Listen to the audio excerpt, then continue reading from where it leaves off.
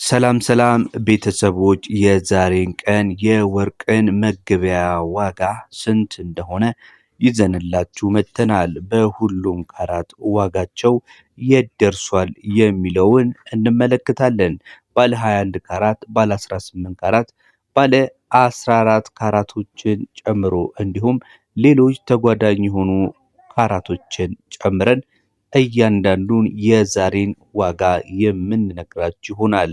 መረጃውን ያገኘነው ከኦፊሻል የብሔራዊ ባንክና ከአካባቢው መደብሮች ነው። እንግዲህ ይህንን መረጃ ይዛችሁ ይሄ የጥሬ ወርቅ መሸጫ ስለሆነ ዲዛይን አድርገው እንዲሁም ደግሞ ወርቁን ሰርተው በሚሸጡ ሱቆች ላይ ያለውን የሚያስከፍሉትን ማለት ነው የሰራተኛ ክፍያ ኪራይ እንዲሁም ሌሎች የቫት ጋር ተያይዞ ያሉትን ክፍያዎች የማያካትትና የካራቱን ብቻ ንጹህ የጥሬ ዋጋ የወርቁ ማለት ነው መሆኑን ተገንዘባችሁ ትከታተሉን ዘንድ እየጋበዝን አዲስ ከሆናችሁም ቪዲዮን ሰብስክራይብ በማድረግ ላይክ፣ ሼር በማድረግ አብራችሁን ቆዩ እንላለን።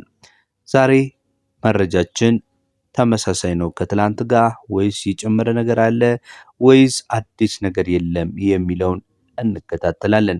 የምንነግራችሁ በዓለም አቀፍ ዋጋ በዶላር እንዲሁም ደግሞ በኢትዮጵያ ብር በስንት እየተገዛ እንደሆነ እንነግራችኋለን። ተጨማሪ መረጃዎችን እንዲሁም ሐሳቦችን ከፈለጋችሁ ዲስክሪፕሽን ላይ አዲስ የከፈትነው ከእንደዚህ አይነት መረጃዎች ጋር የተያዘ የቴሌግራም ቻናል አለ።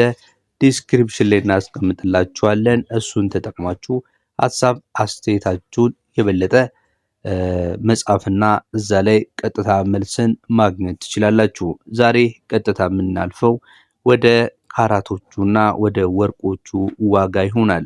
እንደ ሁልጊዜውም የምንጀምረው ከ14 ካራቱ ሲሆን የ14 ካራቱ ዋጋ 47.46 የወርቅ ንጽህና ያለው በ74.39 የአሜሪካ ዶላር እየተሸጠ ነው የሚውለው ዛሬ ኦፊሻል በሆነው የእሁድ የጥቅምት 23 ገበያ።